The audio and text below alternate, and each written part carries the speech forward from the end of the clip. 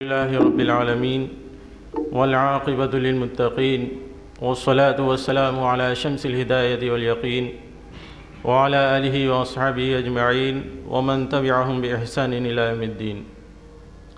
أما بعد فأعوذ بالله من الشيطان الرجيم. بسم الله الرحمن الرحيم. لو أنزلنا هذا القرآن على جبل لرأيته خاشعا متصدعا من خشية الله وتلك الأمثال نضربها للناس لعلهم يتفكرون. صدق اللہ العظیم. سب سے پہلے تو مبارکباد پیش کرنا چاہوں گا.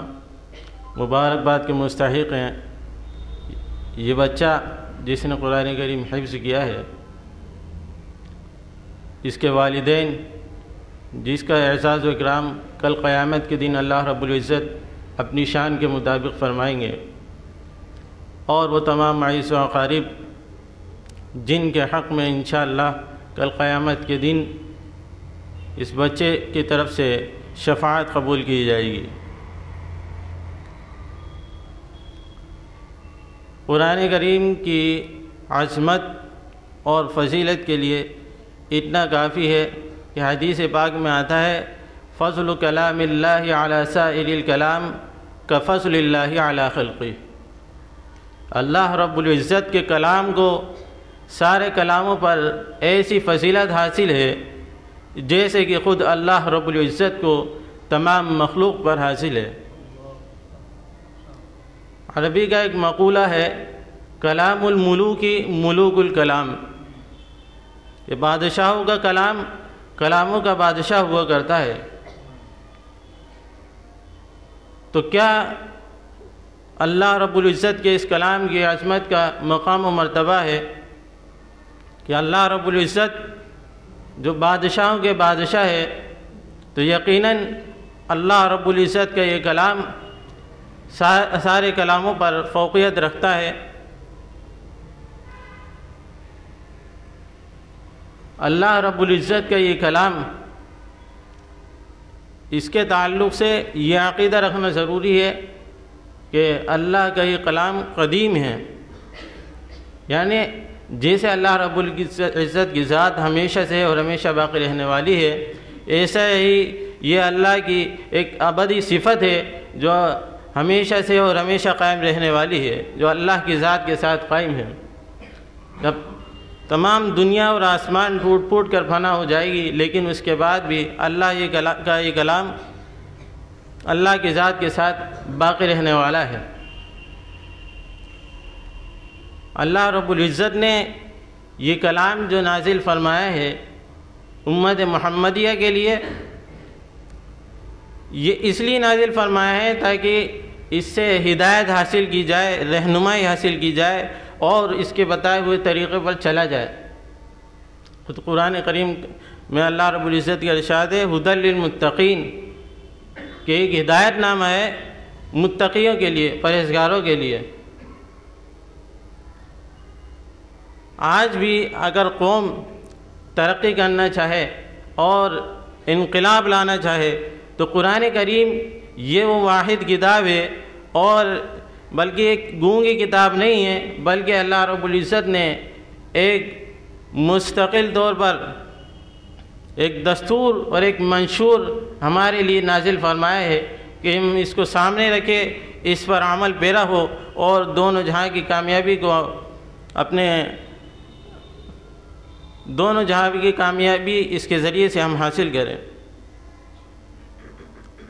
بیانات تو بہت ہوتے رہتے ہیں، لیکن مدعے کی بات یہ ہے کہ قرآن کریم کے ساتھ ہمارا تعلق کس درجے کا ہے، قرآن کریم کے جو حقوق ہے وہ ہم کس حد تک پورے کر رہے ہیں.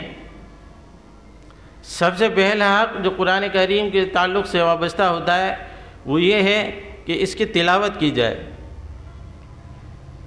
حضور اقدس صلی اللہ علیہ وسلم کے بعثت کے مقاصد جہاں قرآن کریم میں بیان کیے تو سب سے پہلا مقصد بیان کیا ہے یتلو علیہم آیاتی، قرآن کریم کی تلاوت کرنا. وَيُزَكِّيهِمْ وَيُعَلِّمُهُمُ الْكِتَابَ وَالْحِكْمَةَ، تزکیہ نفس اور حکمت کتاب و حکمت کی تعلیم، یہ بعثت کے مقاصد ہے، اور ان میں سب سے پہلا جو مقصد بیان کیا ہے وہ ہے تلاوت کتاب، اور یہ قرآن کریم کا سب سے پہلا حق ہے کہ ہر عام و خاص کے لیے اس کو ادا کرنا ضروری ہے۔ ہم نے یہ سمجھا ہے کہ قرآن کریم یہ تو صرف ایک مخصوص طبقے کے لیے نازل ہوا ہے، مولویوں کی کتابیں وہ پڑھیں، سمجھیں، عمل کریں، نماز پڑھانا بھی ان کا ہی کام ہے، پڑھائیں اور چلے جائے۔ ہمارا کام تو بس اتنا ہے کہ اگر کسی کی میت ہوگی تو قرآن خوانی کروا لی جائے گی، اس سے زیادہ اور کچھ ہمارا تعلق قرآن کریم سے نہیں ہے۔ ہر آدمی ایک فرد کی حیثیت سے اور ایک معاشرے کی حیثیت سے یہ غور کرے کہ ہم قرآن کریم سے ہمارا کس قدر تعلق ہے۔ پورے دن میں 24 گھنٹے میں ہم قرآن کریم کو کتنا وقت دیتے ہیں اور کتنا موبائل کو دیتے ہیں، یہ موازنہ کرنے کی بات ہے کہ ہم قرآن کریم کو کتنا وقت دیتے ہیں، قرآن کریم سے ہمارا کتنا تعلق ہے۔ پھر ہم یہ بھی امید رکھتے ہیں کہ یہ قرآن کریم ہماری شفاعت کرے گا قیامت کے دن، یہ امید بھی ہم رکھتے ہیں، جبکہ قرآن کریم سے ہمارا تعلق یہ ہے۔ تو سب سے پہلا حق جو قرآن کریم کا ہے وہ یہ ہے کہ قرآن پاک کی تلاوت کی جائے۔ دوسرا حق قرآن کریم کا یہ ہے کہ اس کے معانی اور مفاہیم میں غور و فکر اور تدبر سے کام لیا جائے۔ جیسے کہ یہ ایک بچے نے آپ کے سامنے تلاوت کے آداب بیان کیے، ان میں سے ایک ادب یہ بھی بیان کیا تھا کہ قرآن کریم کے معانی میں غور و فکر اور تدبر سے کام لیا جائے۔ اب اللہ رب العزت فرماتے ہیں افلا یتدبرون القرآن ام علی قلوب اقفالها، کہ یہ لوگ قرآن کریم میں غور و فکر سے اور تدبر سے کام نہیں لیتے، یا ان کے دلوں پر قفل پڑے ہوئے ہیں، تالے پڑے ہوئے ہیں۔ حقیقت یہ ہے کہ ہم نے قرآن کریم کو چھوڑ رکھا ہے اور اس کو پس پشت ڈال رکھا ہے، اور دل ہمارے اندھے ہو چکے ہیں، غور و فکر سے تو کیا کام لیتے، تلاوت کی بھی توفیق نصیب نہیں ہوتی۔ کل قیامت کے دن اس قرآن کریم کے تعلق سے اللہ کے رسول یہ شکایت کریں گے امت کی، وقال رسول یا رب ان قوم اتخذوا هذا القرآن مہجورا، رسول کہیں گے کہ اے میرے پروردگار میری اس قوم نے قرآن کریم کو چھوڑ لگا تھا۔ چھوڑنے کا مطلب کیا ہے کہ تلاوت نہ کرنا، قرآن کریم میں غور و فکر نہ کرنا، اس کے ساتھ تعلق نہ رکھنا، اس پر عمل نہ کرنا، اس کو اپنا دستور اور منشور نہ بنانا، یہ قرآن کریم کو چھوڑ دینا ہے۔ ہم نے اپنی زندگی کے تمام معاملات میں قرآن کریم میں غور و فکر کرنا چھوڑ دیا اور اس پر عمل بالکل چھوڑ دیا ہے، جبکہ قرآن کریم اس لیے نازل ہوا تھا۔ یقیناً قرآن کریم میں ایک برکت کی چیز ہے، اس کی تلاوت اجر و ثواب کا موجب ہے، لیکن اتنا کافی نہیں ہے، اس میں غور و فکر کرنا بھی ضروری ہے۔ اس تعلق سے اب ہم یہ دیکھیں کہ ہم نے پریکٹیکلی کیا کیا ہے معاشرے میں۔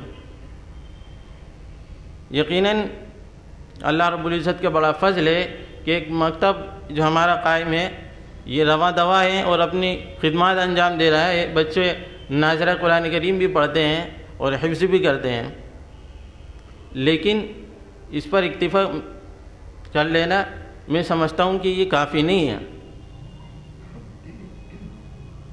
یہ مکتب اپنی خدمات انجام دے رہا ہے، لیکن میں اس بات سے مطمئن نہیں ہوں کہ ہم یہ سمجھ کر بیٹھ جائیں کہ یہ کافی ہے، بلکہ اس سے آگے بھی ہمیں کوشش کرنی چاہیے۔